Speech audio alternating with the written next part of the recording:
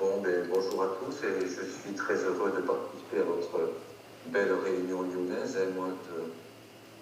Je suis Michel Forest, je travaille à Toulouse et je remercie beaucoup Vincent, Florian, Patrick et Olivier de leur invitation à vous parler un petit peu de Formateur. Je ne sais pas si vous savez ce qu'est Formateur. On va faire une présentation d'une vingtaine de minutes. J'espère que vous aurez des questions.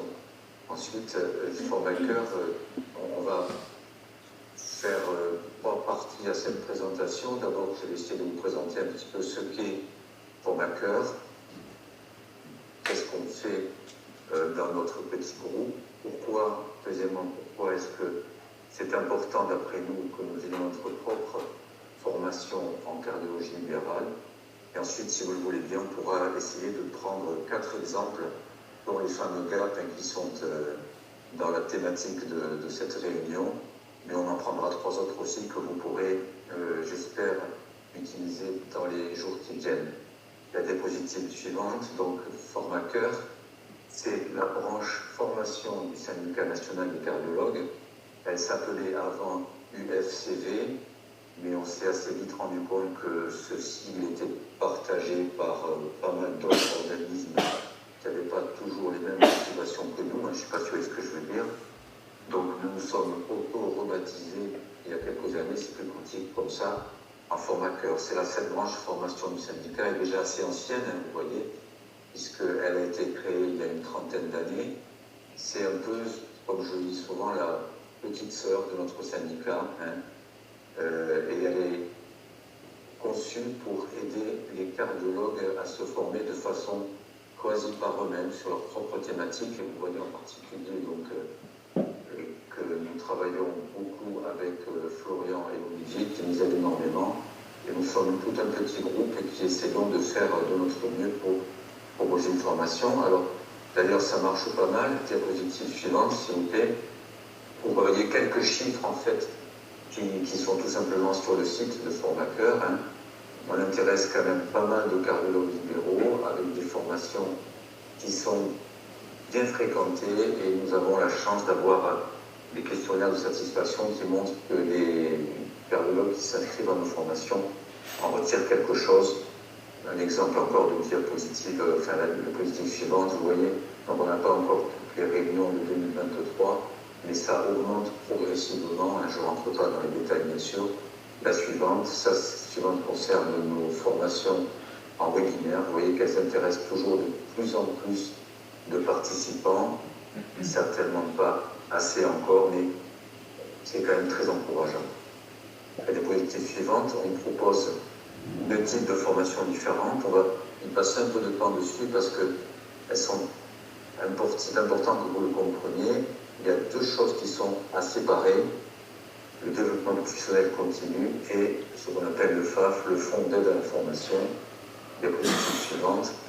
Ces 2 types de formation correspondent à 2 agences nationales avec lesquelles nous travaillons. Nous sommes obligés de travailler, c'est comme ça, nous travaillons avec ces 2 agences officielles, comme vous avez entendu parler, qui sont l'ANDPC et le FAF-PM.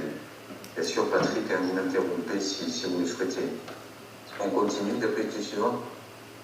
Au fond, finalement, on peut déjà se poser la question, pourquoi est-ce que c'est si important que ça, de se former? Je pense que je parle à un public un peu de convaincu. Je prêche à des gens qui sont déjà convertis à la formation puisque vous êtes là.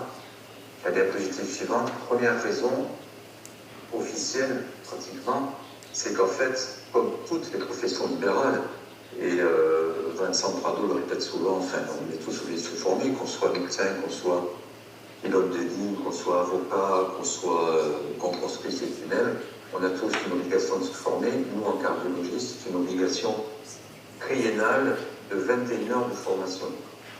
On peut penser que c'est pas beaucoup, ça fait 7 heures par an, si je compte bien.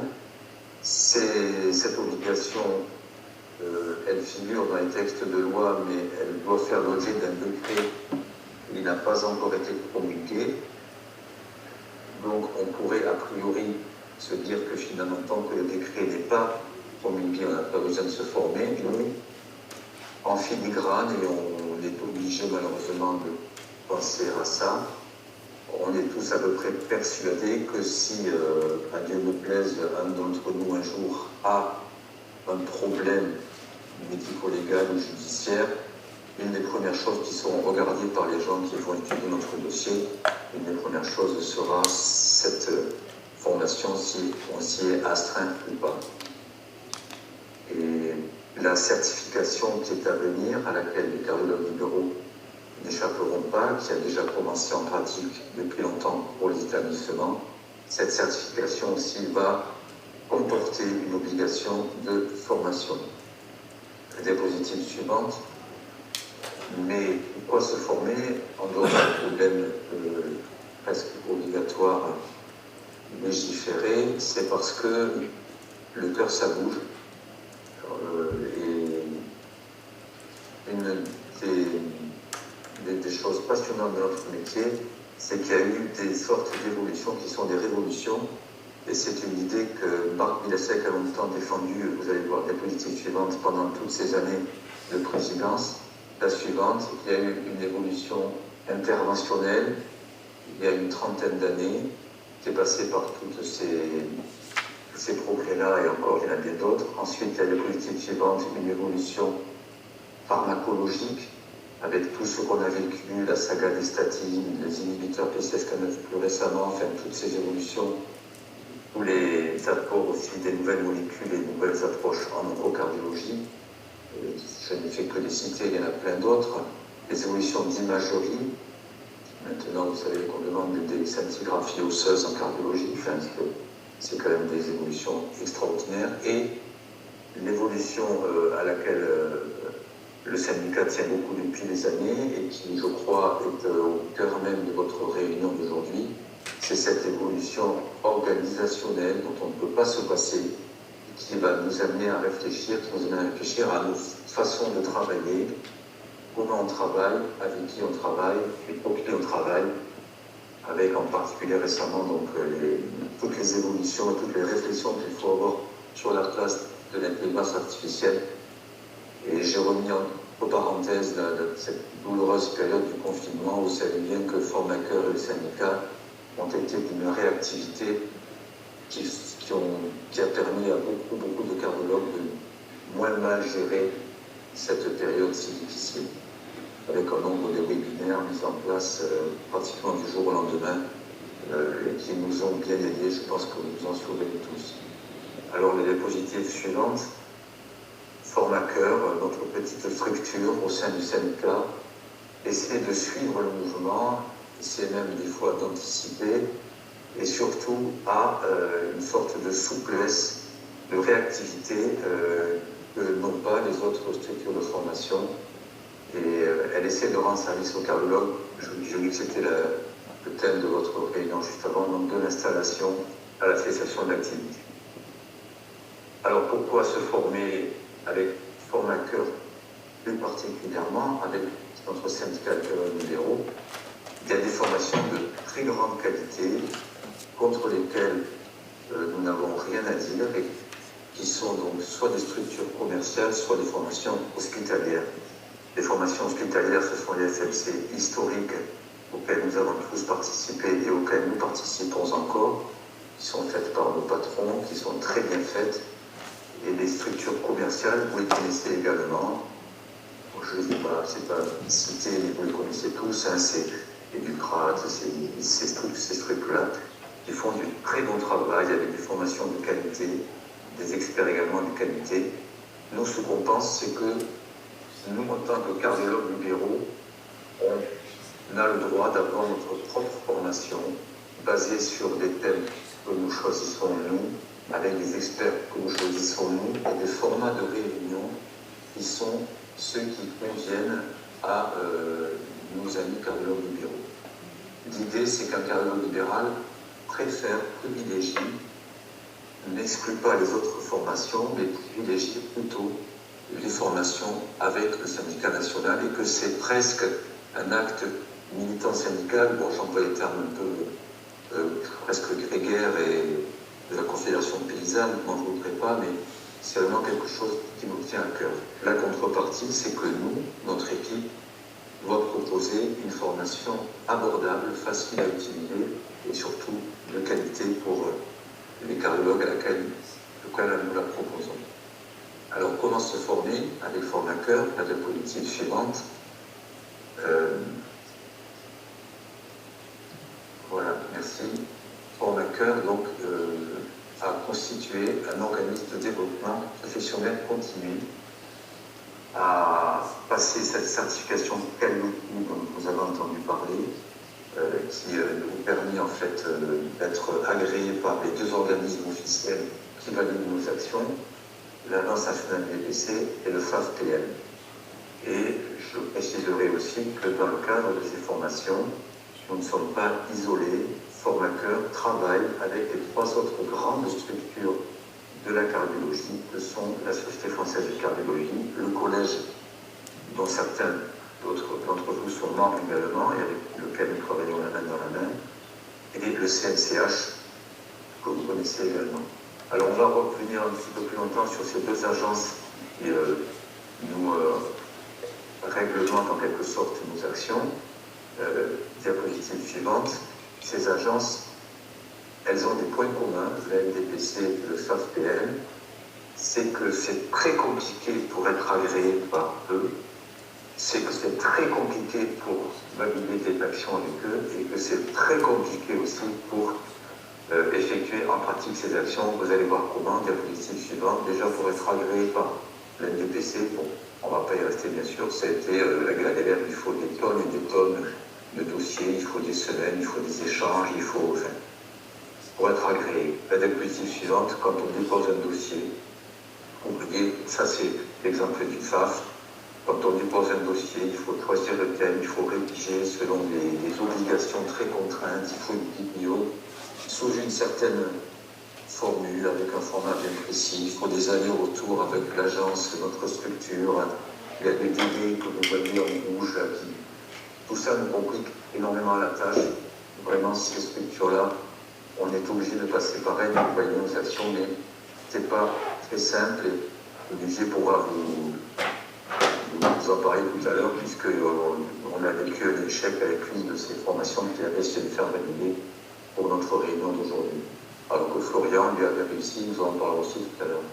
Alors, elles ont des différences. La NDPC, donc, c'est une agence qui a une dotation publique, dans laquelle on ne peut pas vraiment choisir complètement toutes nos formations, puisqu'elle rédige des orientations prioritaires triennales, mais c'est elle qui valide officiellement ces fameuses 21 heures sur 3 ans. Elle rémunère la structure, l'organisme qui dépose les dossiers et déroule les actions, mais elle rémunère aussi les stagiaires, les étudiants ou les cardiologues, en l'occurrence nous les cardiologues du bureau. Elle propose 3 types de formations, dont on va reparler un peu plus longtemps tout à l'heure. Le FMC classique avec la structure, l'expert qui parle et les cardiologues qui écoutent, l'évaluation des pratiques professionnelles et la gestion des risques. C'est la diapositive suivante, mais on ne va pas trop s'y attarder parce que ce sont des détails techniques. On en reparlera tout à l'heure pour les gars. Il y a 3 types en fait de formations, mais ce n'est pas du tout passionnant. La diapositive suivante, c'est les orientations prioritaires. Elles seront, vous voyez, assez vastes pour qu'on prenne à peu près les dossiers qu'on veut à l'intérieur. Elles sont assez rigides. Quand on les a reçues il y a un peu plus d'1 an et demi, puisqu'elles ont été réécrites pour 23, 24, 25, on s'est rendu compte, par exemple, qu'il manquait le SAOS. Il y a des erreurs comme ça qu'on a pu après, difficilement, mais on a pu corriger un petit peu cette liste.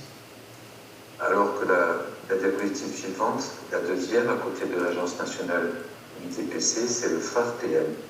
Le FAF-PM, je ne sais pas si vous avez compris ce que c'était, en fait, c'est un prélèvement qu'on nous fait allègrement, sans qu'on demande notre avis, à la fin de l'année, sur c'est un prélèvement URSSAF d'un montant de plus de 100 euros, excusez-moi, qui part sans qu'on le voie tous les ans. Et à partir duquel donc cette agence fonctionne, on peut prendre, contrairement à la NDPC, des thèmes libres choisir un peu ce qu'on veut, à condition de faire valider le dossier et de déposer le dossier qui est ensuite valable pour une période de 3 ans. Ça ne rentre pas dans le cadre de ces 21 heures obligatoires. Ce FAF-PM rémunère la structure, mais pas les stagiaires, avec un budget annuel qu'on va voir après, qui est assez important, qui est accordé par le FAF-PM à la structure à formateur d'une année sur l'autre. Et ça nous permet d'organiser différents modules de réunion en présentiel ou en virtuel. La diapositive suivante, vous voyez ce montant, il a été renouvelé en 2024. C'est le montant annuel que le FAF-PM reverse à formateur, bien sûr, pas la totalité, l'enveloppe maximale que nous pouvons recevoir de cette agence pour les actions que nous faisons. Diapositive suivante, où on va peut-être parler d'exemples plus pratiques. Je vais un peu vite, ça va, vous me suivez? Patrick, il y a quelqu'un? Vous m'entendez toujours? On t'entend très bien, on est passionné, c'est fantastique. Le nez qui s'allonge. Alors, on va partir sur 4 exemples simples, ça sera peut-être plus pratique pour vous. Et 4 exemples dont je vous ai dit, et je vous le promets, qu'ils sont accessibles dès lundi, si vous le voulez, lundi ce soir ou demain, s'il y a des courageux qui veulent se lancer tout de suite. Premier exemple, on va faire un exemple du DPC, c'est la maîtrise de stage. Diapositive suivante. Alors, la maîtrise de stage, c'est la suivante. C'est un thème très important pour nous, la suivante, s'il te plaît. Avec, on peut passer à la suivante. La maîtrise de stage, c'est une thématique pour laquelle le Collège national des généralistes enseignants, c'est un projet qui semble un peu labyrinthique. C'est Pierre Marette qui a mis cette image-là. On a quand même pas mal avancé, mais on s'est pas mal perdu dans les méandres initiaux. La diapositive suivante. C'est un projet dont vous avez certainement entendu parler. Vous savez tous que les internes en médecine générale passent beaucoup de leur cursus chez des praticiens agréés, des praticiens généralistes qui ont validé une formation de maître de stage. Et ça fait bien longtemps qu'en cardiologie, nous, on essaie, Vincent pourra vous en parler, d'être dans cette démarche-là, d'accueillir des internes en fin de formation dans nos cabinets de médecine libérale. Pour plusieurs raisons. La première raison, c'est pour remettre qu'il y a un énorme gouffre entre ceux qu'ils apprennent à l'hôpital et entre ceux qu'ils vont vivre et avec ceux qu'ils vont vivre après en cabinet. Et la deuxième raison, c'est qu'on pense très fortement que c'est indispensable et c'est un des rôles clés de notre activité de syndicat et de formation de faire rentrer un peu ces jeunes dans la cardiologie libérale parce que ce sont eux qui vont après venir s'associer, s'installer, continuer. Et ils sont totalement néophytes en matière de cardiologie libérale. Le programme de formation MSU est un programme qui, enfin, après des errances dans le labyrinthe très complexe, a pu être agréé par l'Agence nationale DPC. C'est un programme DPC qui démarre. Et je suis très heureux de vous annoncer que nous avons notre première formation très prochainement, les 22 et 23 mars. Donc c'est pour ça que je vous ai mis chiche. S'il y en a qui s'intéressent, s'il y en a qui ont envie d'accueillir des internes chez eux, s'il y en a qui ont envie d'aider les cardiologues à se former aussi, parce que cette première partie va nécessiter que nous nous formions nous-mêmes pour après développer cette habitude d'avoir des praticiens cardiologues, maîtres de stage universitaires. La première réunion démarre. Les politiques suivantes, c'est la diapositive sur la fusée MSU. On est longtemps très resté en bas. Maintenant, ça y est, la fusée est partie. Il y a encore pas mal d'étages à libérer. Tout à fait au bout, tout à fait en haut, ça sera une négociation avec les coordinateurs de stage dans les facs pour qu'ils libèrent leurs internes, qu'on puisse avoir des internes dans le cabinet. C'est loin d'être fini, mais ça y est, c'est en train. On y est. Deuxième exemple, donc, Patrick et son équipe m'avait demandé de vous présenter les GAP. Les GAP, c'est les DPC. Qu'est-ce que c'est? Un groupe d'analyse de pratique. Je ne sais pas si vous en avez entendu parler. Ça fait partie de l'évaluation des pratiques professionnelles et c'est en fait structurer ce que beaucoup de cardiologues font déjà. Ça consiste à choisir un thème quotidien de notre activité réelle, pas des histoires de chasse, des thèmes tout simples, on pourra en parler tout à l'heure si vous voulez.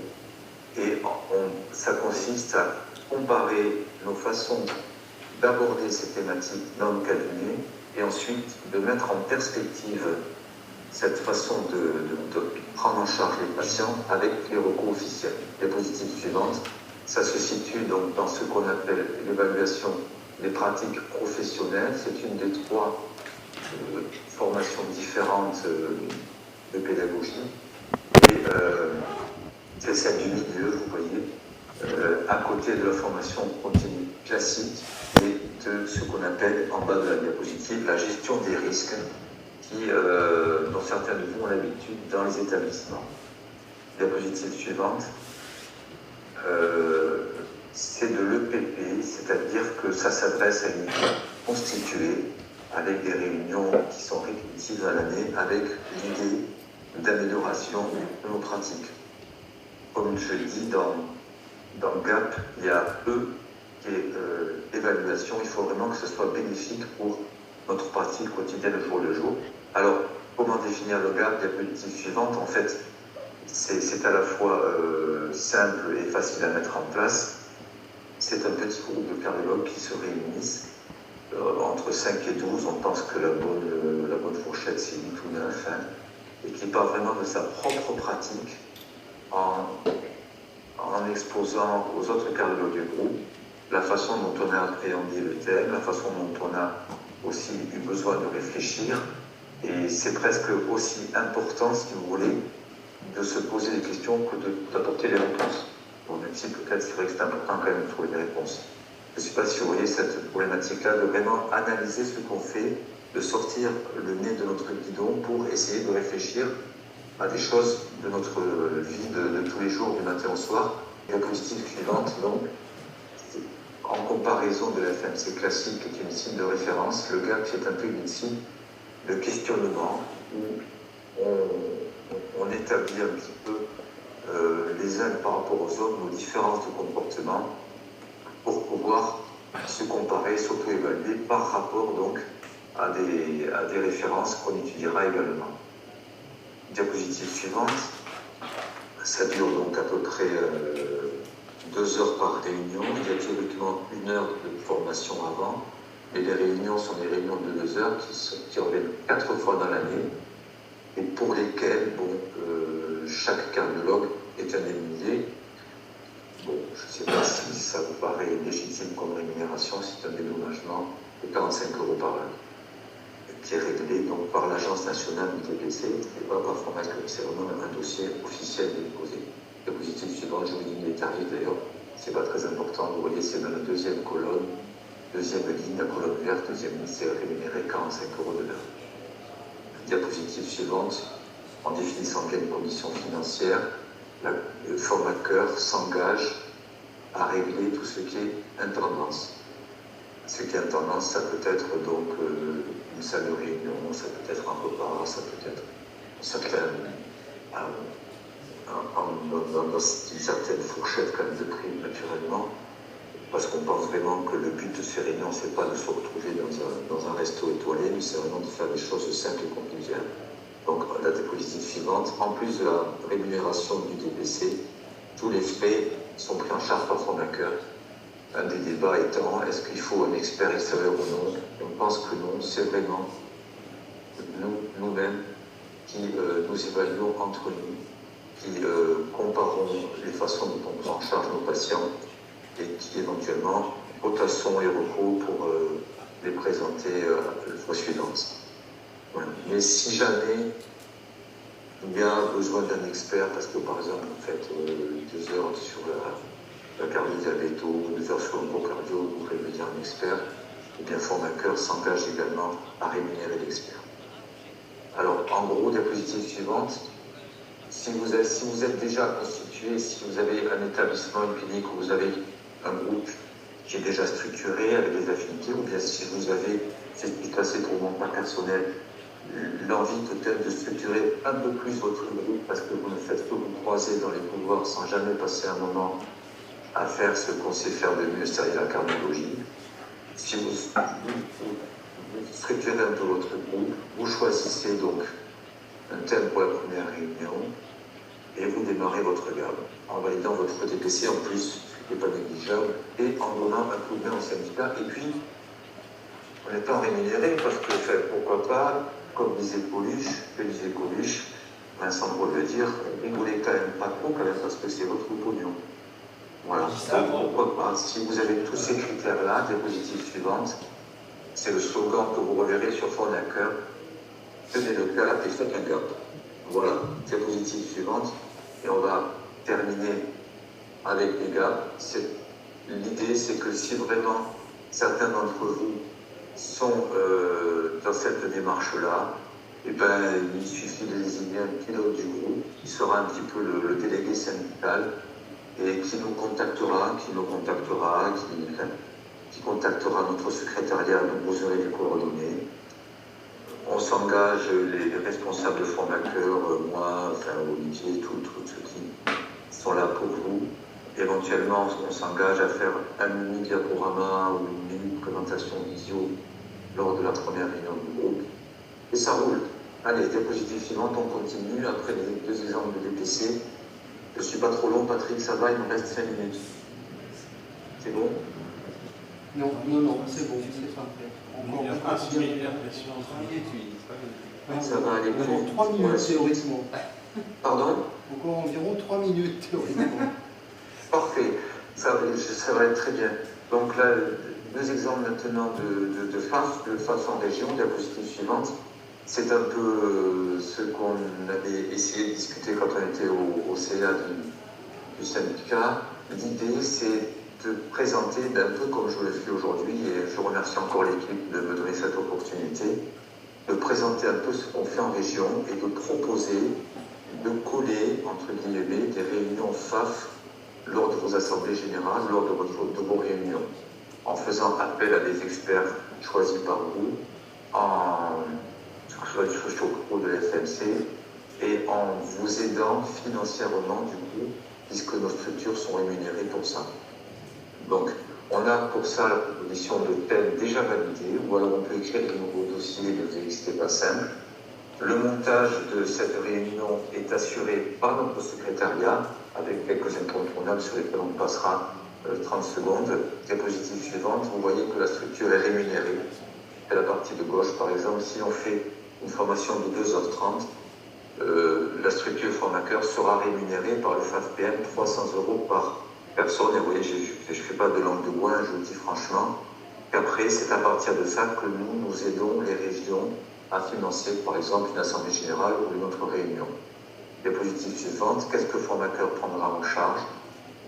L'intendance, sans difficulté.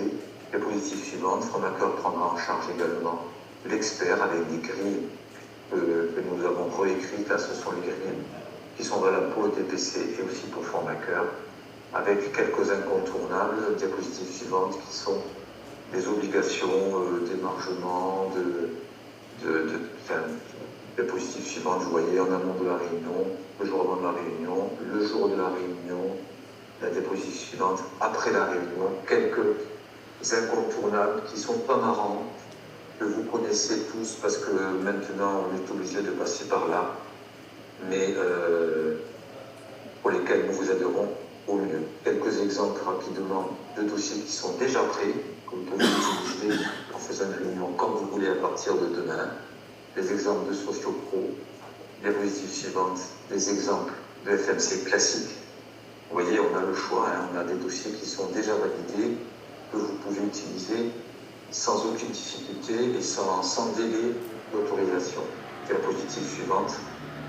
Donc ça sera à vous, après, de décider votre thème, votre contact, de décider si vous voulez utiliser un dossier déjà validé ou bien si vous voulez qu'on écrive un autre dossier.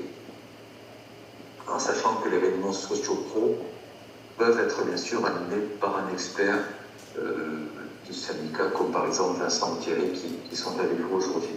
Diapositive suivante, on termine par le dernier exemple, ce sont les webinaires mensuels. On essaie de faire plurimensuels et déjà mensuels, c'est très bien. Diapositive suivante, ce sont des webinaires que nous proposons en soirée sur une durée de 90 minutes, qui sont animés par des experts sur des thèmes que nous choisissons toujours avec l'idée que ce soit de la formation, soit du socio-pro. Ils sont signalés bien en amont sur le site de Formaker, sur le site du syndicat, sur le canal Hebdo, sur le LinkedIn du syndicat, sur le LinkedIn de Formaker. Donc pour les rater, il faut vraiment faire exprès. Diapositive suivante, quelques exemples. Ceux qui sont passés, retraite du cardiologue, Scanner qu'avait fait Olivier, gestion de l'agenda qu'avait fait Florian, l'espace numérique santé qu'avait fait Vincent, les risques médico-légaux qui sera fait prochainement. Les 3 prochains que je vous ai mis, c'est de l'oncocardio, c'est l'échographie dans les îles binaires, c'est l'intelligence artificielle. Diapositive suivante, vous vous inscrivez sur le site en amont. Il y a un lien passerelle entre le site du syndicat et le site de Formaker, donc vous pourrez le faire sans problème. Ne soyez pas surpris qu'on demande une caution. Cette caution, en fait, elle nous sert parce que nous sommes bloqués à 20 participants, donc c'est dommage que les gens s'inscrivent sans y participer après, mais très franchement, je crois que depuis 3-4 ans, Pierre me disait qu'il y a une seule caution qui a été retenue. Le lien de condition est envoyé, bon, ça, le reste, vous le savez. Diapositive suivante. Donc, on a fait 2 exemples de DPC, MSU et GAP, 2 exemples de FAT, séminaire et en région webinaire. Je voudrais bien vous redire que toute l'équipe de Formaker vous aide à les organiser.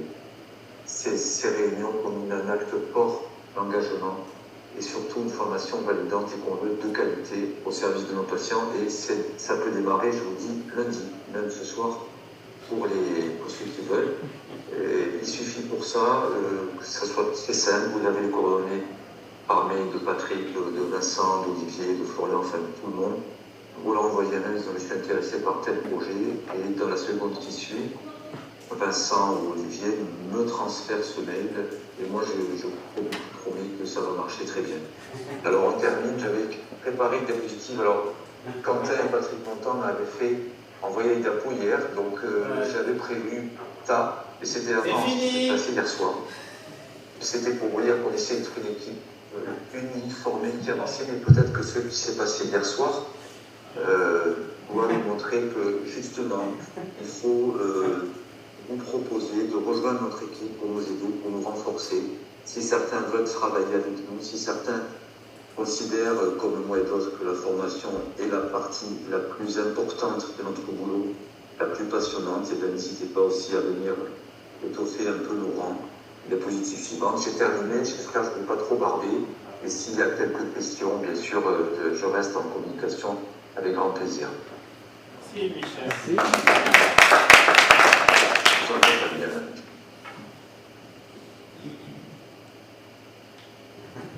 On va peut-être faire passer le micro pour les éventuelles questions. Est-ce qu'il y a un délai pour les FAFPM entre le moment où on pose une candidature et le moment où on peut faire la réunion? Donc, une dizaine de jours, 10-15 jours. 10-15 jours, sauf si on crée un nouveau sujet. Si le dossier est prêt, Patrick, c'est Patrick qui parle. Oui, oui. Si ton dossier est prêt, si tu utilises un dossier comme ce que j'ai montré, par exemple, si par exemple tu dis je veux faire une réunion de 2h30 sur assistant médical, le dossier est prêt. Tu appelles Cassia, tu m'envoies un mail, tu dis voilà, le 15 mars, je voudrais faire une réunion assistant médical, il n'y a aucun problème. Si tu me dis je la fais la nuit, ça va être plus compliqué, il faut qu'on contacte l'agence, même si le dossier est prêt, il vaut mieux une quinzaine de jours. Mais la réunion sera forte, elle passera facilement ensemble. Très bien. On peut avoir la liste des dossiers prêts.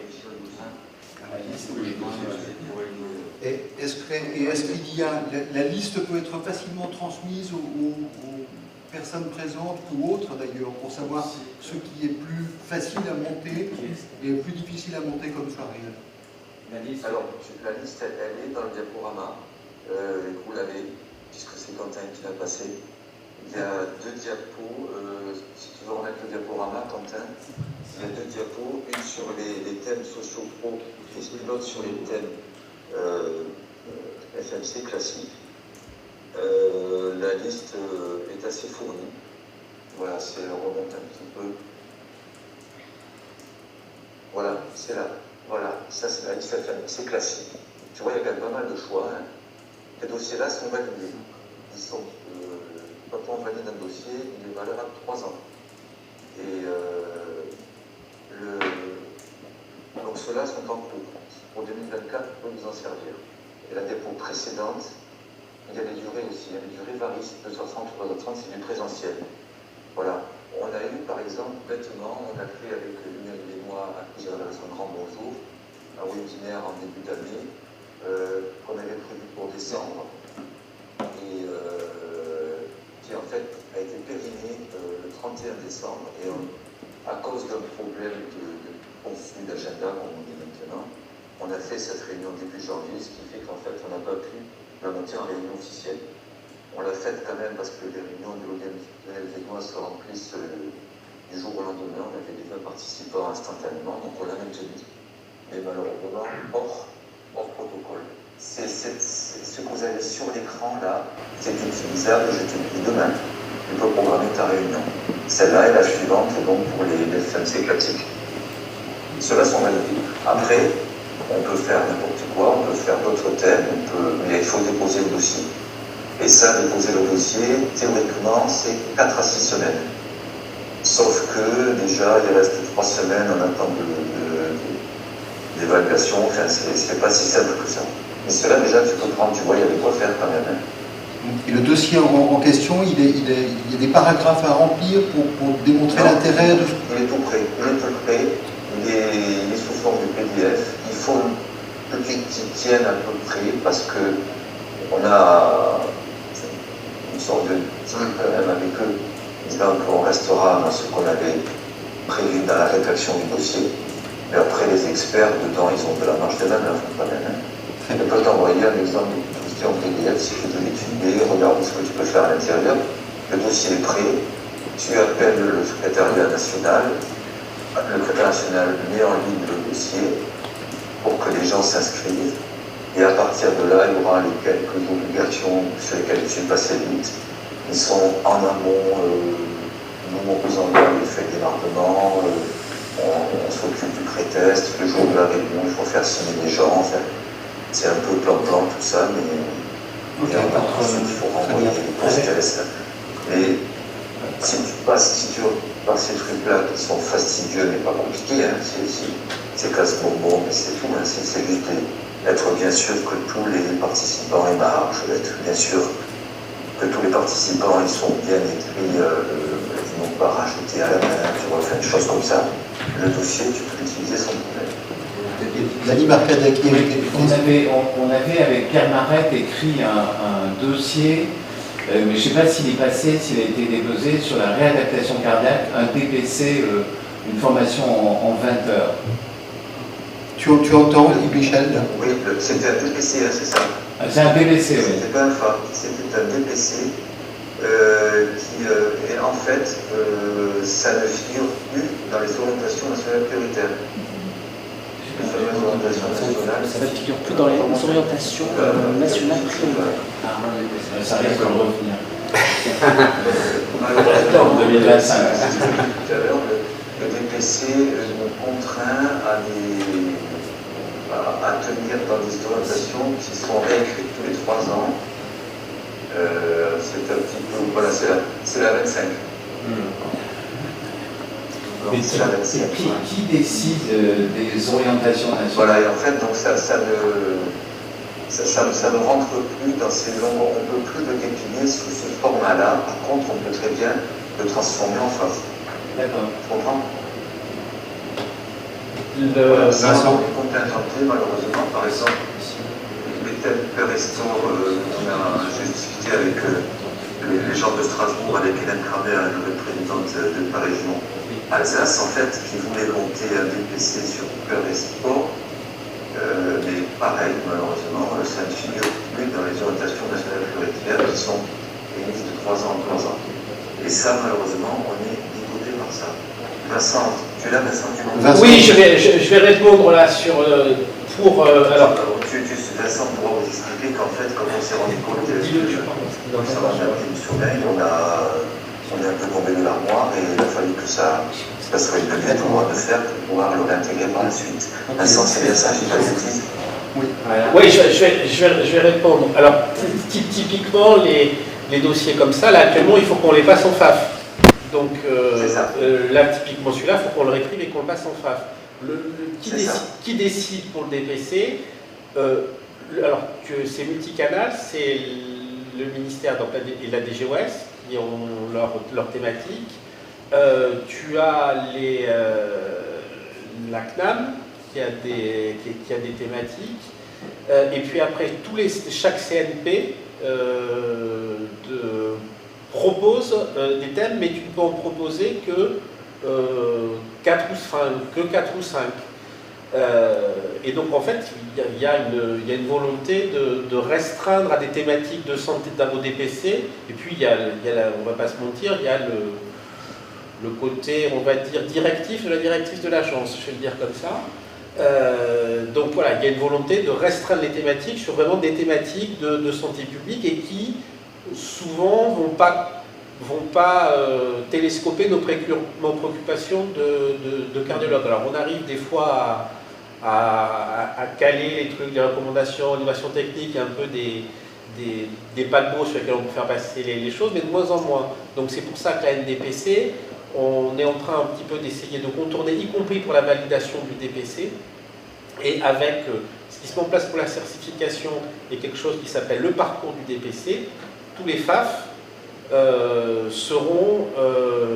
rentreront dans votre portfolio pour valider votre DPC et votre formation. Donc c'est pour ça qu'on met les FAF en avant, et les DPC, en fait, donc on en fait moins, plutôt sur des plus grosses périodes, et puis pour mutualiser les choses, on fait un peu un pot commun dans le cadre de l'ODP2C, qui est, on va dire, on essaie de travailler avec la SFC, le collège, enfin les 2 collèges, pour faire des dossiers communs un peu gros, pour mutualiser les choses. Et donc en fait, si nous, on n'a pas en magasin à Formaker l'information que vous voulez, on peut aller se servir dans le pot commun du DPC et le décliner sur Formaker. Voilà, je fais un peu à ta question. Est-ce qu'il y a un nombre limité de participants, minimum ou maximum pour un FAF? Et est-ce que les FAF, on peut avoir des FAF pluridisciplinaires? Est-ce qu'il faut absolument que tous les participants soient des cardiologues? Ou est-ce qu'il peut y avoir, par exemple, des néphrologues, des neurologues, des généralistes? C'est une question qui peut m'intéresser. Tu as entendu, Michel? Non, c'est la question. La question, premièrement, c'était est-ce qu'il y avait un nombre minimal de participants pour organiser un FAF? Alors, réponse non. Il y a un nombre maximal, et pas de nombre minimal. On a fait des réunions à 5 qui étaient très intéressantes. Et après, il faut bien se dire, bien sûr, que vis-à-vis de l'expert, vis-à-vis de l'organisme, c'est quand même pas mal de boulot. Donc, c'est un peu frustrant de monter une réunion pour très peu de nombre. On a fait des réunions à 10, 12, on est descendu jusqu'à 8, mais c'est un peu dommage. Mais sinon, il n'y a pas de réunion minimale. La deuxième question était les experts, il faut quand même dormir un peu dans notre auditoire, je pense. Bien sûr. Et la deuxième question était sur le côté possiblement un peu pluriprofessionnel, plurispécialité, cardio, néphro, diabéto par exemple. Est-ce qu'il peut y avoir plusieurs disciplines qui interviennent? Non, clairement, en fait, ces réunions FAF dans les dossiers de le public. Et donc ça, il faut le regarder. Il y a des FAF qui sont pour médecins spécialistes, celles-là on peut le faire. D'autres pour des généralistes, mais les nôtres sont pour les cardiologues. Mais rien n'empêche de déposer un dossier pluridisciplinaire. Il faut que ce soit spécifié au dépôt du dossier. Rien n'empêche, sauf qu'une fois que le dossier est déposé pour des cardiologues, vous ne pouvez avoir que des cardiologues. Après, ce qu'on peut faire sur le nombre minimal, vous voyez que le nombre maximal, ça m'est arrivé avec des réunions comme celle de moi je parlais tout à l'heure.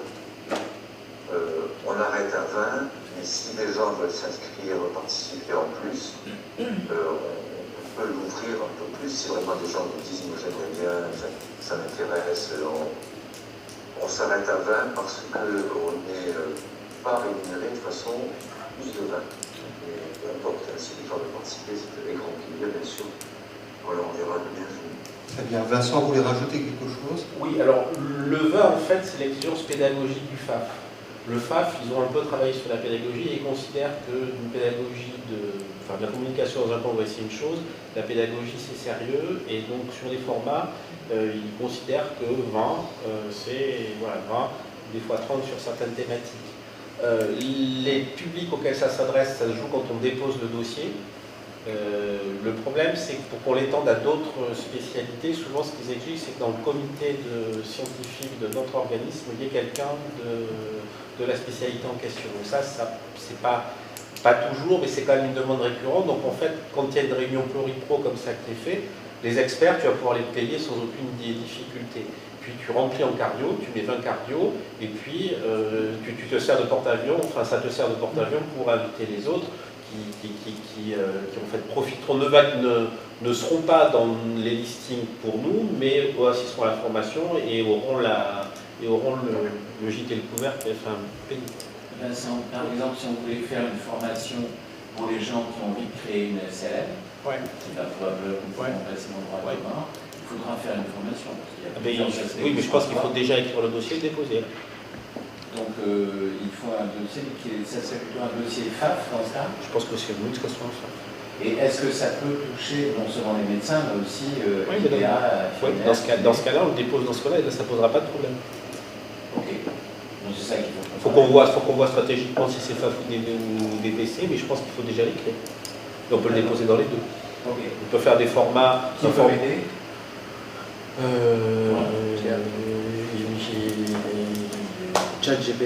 ChatGPT, non. Non, contacte Yves Michel, on verra. Alors, justement, avant qu'il parte, il y a une question. Le ministère, par exemple, refusera de payer les SCM. Pour ceux qui, dans les SCM, ils nous expliqueront un peu. Soit en CELA, soit en CISA, CELAS. On va voir avec Yves Michel comment on le met en production. D'accord. Très bien. Au revoir. Ok, merci, merci infiniment. Yves Michel, tu voulais rajouter peut-être encore quelque chose? Non, formez-vous avec nous. Je peux rajouter quelque chose, moi? Ça sera même avec grand plaisir si vous voulez rejoindre notre équipe, qu'on vous accueillera avec le sourire. Je me permets de rajouter quelque chose, c'est que moi j'ai la bonne couleur de cheveux pour jouer en vert. Et les Bordelais hier soir, Très bien, mais merci infiniment Yves Michel, merci beaucoup. Un grand merci à vous, j'espère que ça vous a intéressé. À beaucoup. Bientôt, bonne fin de réunion. Beaucoup. Bonne fin de journée. Au revoir.